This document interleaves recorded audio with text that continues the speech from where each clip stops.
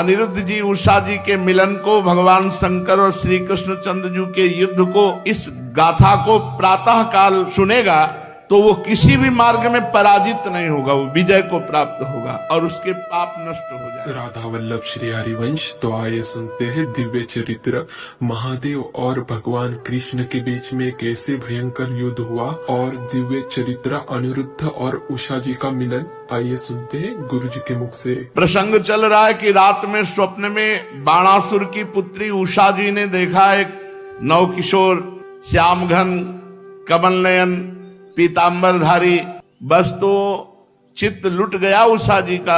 अब वो जगी और हा प्रीतम ऐसा पुकार उठी तो सब सहेलियां पास थी, उन्होंने कहा बिना प्रीतम के प्रीतम कैसे पुकार उठी। संकुचित हो गई उषा जी। उनकी चित्रलेखा नाम की एक मित्र सखी थी जो योगिनी थी, आकाश मार्ग से चल सकती थी और जितनी रचना ब्रह्मा जी की है सबका चित्र बना सकती थी। उन्होंने कहा कि प्रिय सखी तुम उदास मत होइए, मैं अनुमान से कह रही हूं कि तुम्हारे स्वप्न में कोई देव सुंदर पुरुष आया और तुम्हारे चित्त का अपहरण कर गया, तभी तुम जगते हुए एकदम कहा हा प्रीतम तुम कहाँ हो। तुम कहा तो कहा तुम क्षोभ मत करो, शोक मत करो, मैं अभी चित्र बनाती हूँ, बस चित्र को तुम बता देना कि ये यही है, बस इतने में हम उसका अपहरण करके लाएंगे और आपके पास आपको मिला देंगे। गंधर्वों के, नागों के, पन्नगों के, विद्याधरों के, देव के सबके चित्र बनाते चली गई। जब यदुवंशियों में श्री वसुदेव जी का बनाया तो कहा इसी वंश में। जब श्री कृष्ण चंद्र जी का बनाया कहा हाँ बिल्कुल ऐसे ही। जब प्रद्युम्न जी का बनाया तो कहा ठीक बिल्कुल ऐसे ही। और जे ही अनिरुद्ध जी का बनाया तो कहा यही है, यही हमारे चित्त को चुराने वाले। तब चित्र लेखा जी ने कहा ये तो बहुत कठिन जगह तुम्हारे नेत्र लड़े, ये तो भगवान श्री कृष्ण द्वारिकाधीश के पौत्र हैं, प्रद्युम्न पुत्र अनिरुद्ध, पर फिर भी मैं तुम्हारे काज के लिए चाहे प्राणों का बलिदान करना पड़े मैं अवश्य इनका अपहरण करूंगी। आकाश मार्ग से चित्रलेखा जी द्वारिकापुरी पहुंची। वहां सुदर्शन जी से प्रार्थना की कि आप जानते हैं कि भगवान का ही ऐसा कोई विधान होगा कि उषा जी के स्वप्न में भगवान के पौत्र का दर्शन हुआ, तो आप थोड़ा साइड हो जाइए, हम अपहरण करते हैं अनिरुद्ध जी का। अनिरुद्ध जी महल में पलंग में थे, पलंग सहित उठाया और आंगन से आकाश मार्ग से बाणासुर के महल में उषा जी के पास अनिरुद्ध जी को विराजमान किया। अब तो उषा जी के आनंद का ठिकाना नहीं, जो स्वप्न में देखा था उनको साक्षात देख रही। धीरे धीरे अनिरुद्ध जी से इतनी प्रीता बढ़ी कि अनिरुद्ध जी भी भूल गए द्वारिकापुरी। हंसना खेलना खाना पीना आनंद मनाना वो तो राजमहल है।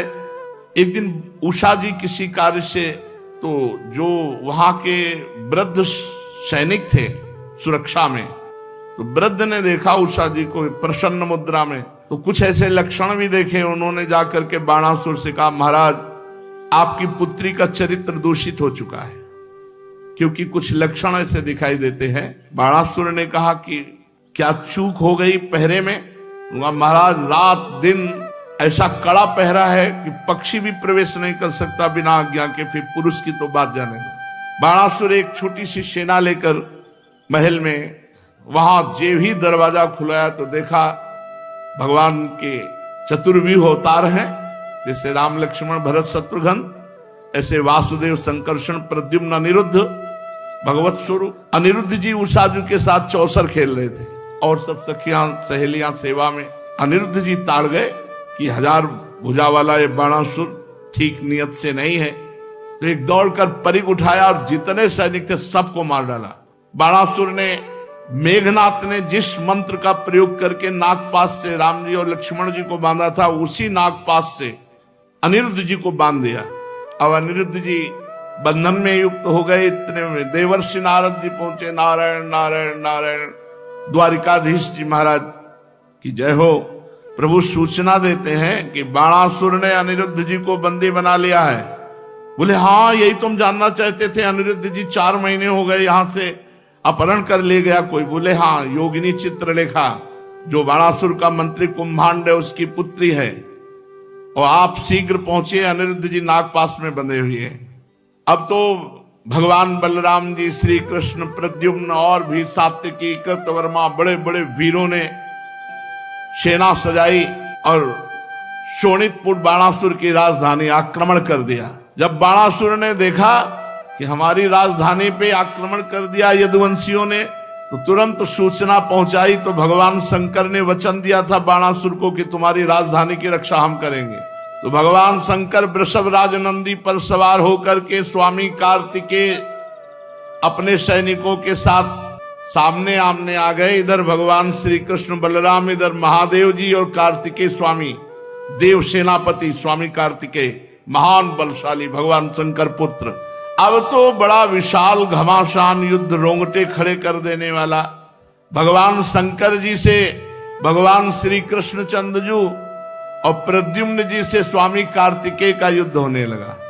बलराम जी कुंभांड कूपकर्ण से युद्ध करने लगे। बाणासुर के पुत्र के साथ सांब और बाणासुर के साथ सात्यकी भिड़ गए। बड़े बड़े देवता, ऋषि मुनि, सिद्ध, चारण, गंधर्व, अप्सराएं ये विमानों पर चढ़कर युद्ध देख रहे।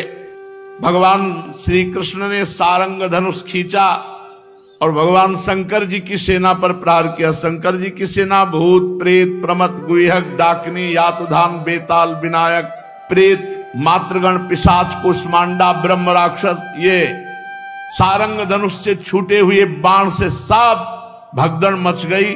भूत प्रेतों में, बेताल विनायकों में। पिनाक पाणे भगवान शंकर ने पिनाक पर प्रत्यंचा चढ़ाई। जैसे श्री कृष्ण का सारंग धनुष, ऐसे भगवान शंकर का पिनाक। भांति भांति के दिव्यास्त्र पिनाक पे जे भी चढ़ाते हैं तो भगवान श्री कृष्ण उसकी काट पहले ही सारंग से चढ़ा के छोड़ देते, वो शांत हो जाता है। ब्रह्मास्त्र का संधान किया भगवान शंकर ने, तो ब्रह्मास्त्र से ही शांत कर दिया भगवान श्री कृष्ण ने। वायुवास्त्र का संधान किया भगवान शंकर ने, तो पर्वतास्त्र से शांत कर दिया। आग्नेयास्त्र का संधान किया भगवान शंकर जी ने, तो वर्षा जिससे होती पर्जन्यास्त्र से शांत कर दिया। पाशुपतास्त्र का प्रयोग किया जो अमोघ बाण भगवान शंकर का है, तो नारायणास्त्र का प्रयोग किया भगवान श्री कृष्ण जो उनका अमोघ है, दोनों बाण शांत हो गए। महादेव जी से कहा क्या आज्ञा है, तो उनका जन्मणास्त्र चलाओ। तो जे भी भगवान श्री कृष्ण ने जन्मणास्त्र चलाया तो महादेव जी बार बार जमाई लेने लगे। जब जमाई लेने लगे तो भगवान शंकर को छोड़कर श्री कृष्ण आगे बढ़े और बाणासुर की सेना का संहार करने लगे। प्रद्युम्न जी ने बाणों की बौछार से स्वामी कार्तिकेय को घायल कर दिया। वो मयूर वाहन से युद्ध विरत हुए। बलराम जी ने हल से पकड़ना, मूसल से मारना, तो कुंभाग और कूपकर्ण आदि इन सबको रणभूमि में मार गिराया मूसलों की मार से। अब ऐसा बलराम जी का मूसल चले कि बड़े बड़े गजरा, तितर बितर सब हो गए। बाणासुर ने देखा हमारी सेना तहस नहस हो गई और हमारे गुरुदेव भगवान शंकर तो जमाई लेने में ही लग गए और कार्तिक जी का मोर उड़ गया, युद्ध विरत हो गए। अब उसने 1000 भुजा, 500 धनुष, लाखों बाण संधान, एक साथ क्रोधित होकर बाणासुर युद्ध करने लगा। भगवान श्री कृष्ण ने एक बाण से सब धनुष की प्रत्यंचाएं काट दी, सारे बाण काट दिए। अब भगवान श्री कृष्ण ने पांचजन्य शंख की ध्वनि की और सारथी, घोड़े सब बाणासुर के नष्ट कर दिए। अब बाणासुर को मारने ही वाले थे कि कोटरा नाम की एक देवी बाणासुर की धर्म माता थी। उसने बाणासुर की रक्षा के लिए अपने वस्त्र उतार दिए। भगवान श्री कृष्ण ने तुरंत नेत्र मोड़ लिए, क्योंकि अपनी अर्धांगिनी के सिवा किसी भी स्त्री को नग्न देखने से तत्काल सारे पुण्य नष्ट हो जाते हैं। इसलिए पर स्त्री गमन भारी निषेध है। तो जे ही वो सामने खड़ी हुई तो सब धर्म के रहस्य को जानने वाले थे, तुरंत आंखें फेर ली। भगवान श्री कृष्ण ने कि कहीं उस पर दृष्टि न पड़ जाए, मुंह फेर लिया और दूसरी ओर देखने लगे। तब तक बाणासुर धनुष कट जाने और रथहीन हो जाने के कारण नगर में चला गया। इधर जब भगवान शंकर के भूतगण इधर उधर भाग गए तो उनका छोड़ा हुआ 3 सिर और 3 पैर वाला ज्वर 10 दिशाओं को जलाता हुआ भगवान श्री कृष्ण की ओर दौड़ा। भगवान श्री कृष्ण ने उसे अपनी ओर आते देख करके उसका मुकाबला करने के लिए वैष्णव ज्वर छोड़ा। अब वैष्णव ज्वर और माहेश्वर ज्वर में आपस में युद्ध होने लगा। अंत में वैष्णव ज्वर के तेज से माहेश्वर ज्वर पीड़ित होकर चिल्लाने लगा और अत्यंत भयभीत हो गया। जब कहीं त्राण नहीं पाया तो नम्रता से हाथ जोड़कर भगवान श्री कृष्ण की शरण में गया और प्रार्थना करने लगा, नमामि त्वानंत शक्तिं परेशं सर्वात्मानं केवलं ज्ञप्ति मात्रं विश्वोत्पत्ति स्थान संरोध हेतुं यत्तद् ब्रह्म ब्रह्मलिंगम प्रशांतम। प्रभु हे श्री कृष्ण, आपकी शक्ति अनंत है। आप ब्रह्मादीश्वरों के भी परम महेश्वर हैं। आप सबके आत्मा और सर्वस्वरूप हैं। आप अद्वितीय केवल ज्ञान स्वरूप हैं। संसार की उत्पत्ति, स्थिति और संहार इसके कारण आप ही हैं। प्रभु, आपके शांत, उग्र और अत्यंत भयानक गुस्सा तेज ज्वल से मैं अत्यंत संतप्त हो रहा हूं। भगवान, देहधारी जीवों को तभी तक ताप संताप रहता जब तक वे आशा के फंदों में फंसे रहने के कारण आपके चरण कमलों की शरण नहीं ग्रहण करते। प्रभु, मैंने आपकी शरण ग्रहण की, अब मुझे आपका वैष्णव ज्वर ताप न दे। तब भगवान श्री कृष्ण ने कहा, त्रिशरा माहेश्वर ज्वर से मैं तुम पर प्रसन्न हूं।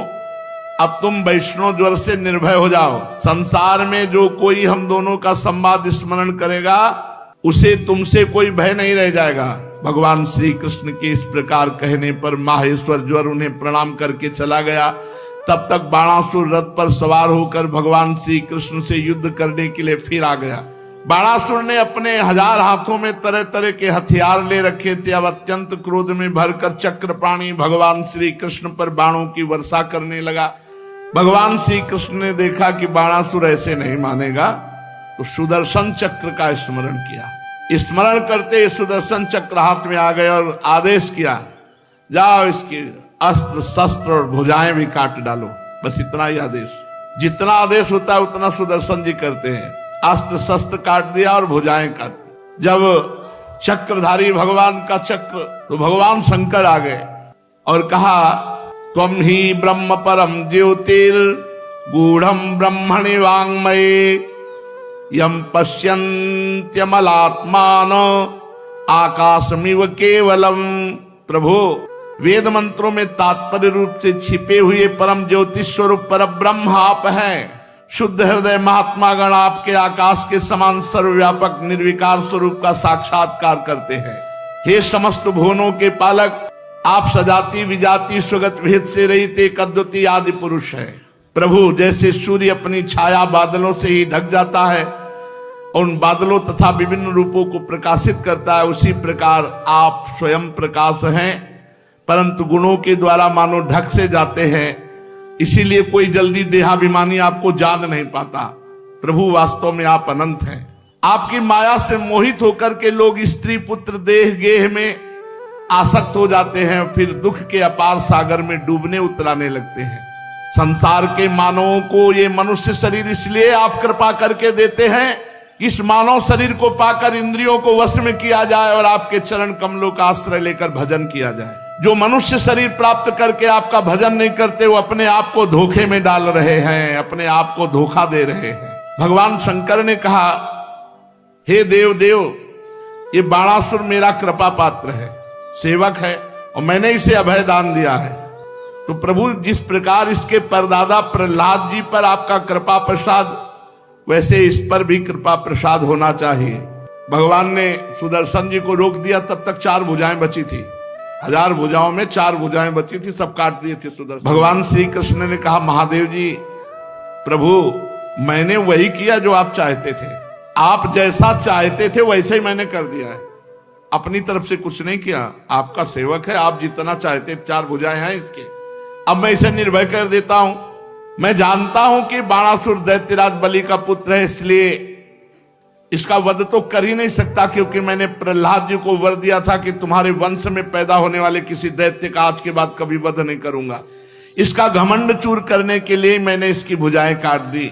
इसकी बहुत बड़ी सेना पृथ्वी के लिए भार हो रही थी, इसलिए मैंने उसका संहार कर दिया। अब इसकी 4 भुजाएं बच रही, ये अजर अमर बनी रहेंगी। ये बाणासुर आपके पार्षदों में मुख्य होगा। अब इसको किसी से किसी प्रकार भय नहीं होगा। जब बाणासुर ने ये सुना कि मैं निर्भय कर दिया गया हूं, तब आया और भगवान श्री कृष्ण के चरणों में माथा टेका और कहा, प्रभु अब आप चिंता न करें। और महल में जाकर अनिरुद्ध जी को नागपाश से मुक्त किया, अपनी पुत्री उषा को लाया और भगवान के हाथ में, ये प्रभु आपका ये पौत्र और ये मेरी पुत्री, आप स्वीकार करें। महादेव जी ने भी सम्मति की। वस्त्रालंकार से विभूषित उषा और अनिरुद्ध जी एक अक्षौणी सेना के साथ द्वारिका के लिए प्रस्थान किया। द्वारिका सजाई गई। अनिरुद्ध जी और उषा जी का ब्याह हुआ। जो अनिरुद्ध जी उषा जी के मिलन को, भगवान शंकर और श्री कृष्ण चंद्र के युद्ध को, इस गाथा को प्रातः काल सुनेगा तो वो किसी भी मार्ग में पराजित नहीं होगा, वो विजय को प्राप्त होगा और उसके पाप नष्ट हो जाएंगे। प्रिय परीक्षित, एक दिन सांब, प्रद्युम्न, चारुभान, गद, यदुवंशी राजकुमार द्वारिका के उपवन में घूमने के लिए गए। वहां बहुत देर तक खेल खेलते हुए उन्हें प्यास लगी। अब ये इधर उधर जल की खोज करने लगे तो एक पास में कुआं दिखाई दिया। कुएं में गए तो देखा एक बहुत बड़ा गिरगिट पड़ा हुआ है, पर्वत के समान आकार का गिरगिट। उसे देखकर उनके आश्चर्य की सीमा न रही। उनका हृदय करुणा से भराया और वे उसे बाहर निकालने का प्रयत्न करने लगे। जब वे राजकुमार उस गिरे हुए गिरगिट को सूत की रस्सियों से बांधकर, चमड़े की रस्सियों से बांधकर नहीं निकाल पाए तो भगवान श्री कृष्ण के पास जाकर निवेदन किया। जगत के जीवनदाता कमल नयन भगवान श्री कृष्ण उस कुएं के समीप आए और बाएं हाथ से खेल खेल में उस गिरगिट को बाहर निकाल दिया। प्रभु श्री कृष्ण के कर कमल का स्पर्श होते ही गिरगिट का शरीर छूट गया और वो देव रूप हो गया। अब उसके शरीर का रंग तपाए हुए स्वर्ण के समान चमक उठा। शरीर पर अद्भुत वस्त्र, आभूषण, पुष्पों के हार शोभा पा रहे थे। भगवान श्री कृष्ण जानते थे कि इस दिव्य पुरुष को गिरगिट की योनि क्यों मिली, फिर भी वो कारण सर्वसाधारण को मालूम हो जाए, इसलिए उन्होंने उस दिव्य पुरुष से पूछा, महाभाग तुम्हारा रूप तो बहुत सुंदर है, तुम हो कौन? कल्याण मूर्ति, कौन सा ऐसा कर्म बिगड़ गया जिससे तुम्हें गिरगिट की योनि में आना पड़ा? वास्तव में तुम इसके योग्य नहीं हो। हम लोग तुम्हारा वृत्तांत जानना चाहते हैं। यदि तुम हम लोगों को बतलाना उचित समझो तो बतलाओ। अनंत मूर्ति भगवान श्री कृष्ण ने जब उस गिरगिट देह को छोड़कर निकले हुए देव पुरुष से ऐसा कहा तो उन्होंने सूर्य के समान प्रकाशमान तेजोमय मुकुट भगवान के चरणों में रखकर प्रणाम किया और कहा कि दानियों की अगर कभी चर्चा हुई होगी तो मेरा नाम सुना होगा। देख लो, इतने बड़े दानी की ये हालत हुई, गिरगिट बन गए। नाम जप करो, नाम से बड़ा कोई साधन, कोई दान, कोई पुण्य नहीं है। महाराज, मैं इक्ष्वाकु का पुत्र राजा नृग हूं। जब दानियों की चर्चा चलेगी तो मेरा नाम जरूर आएगा।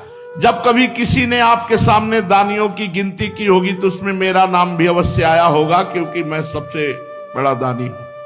प्रभु, आप समस्त प्राणियों की एक एक वृत्ति के साक्षी हैं। भूत और भविष्य का व्यवधान भी आपके अखंड ज्ञान में किसी प्रकार की बाधा नहीं डाल सकता। अतः आपसे छिपा ही क्या है, फिर भी आपने परिचय जानना चाहा, इसलिए मैं कहता हूं।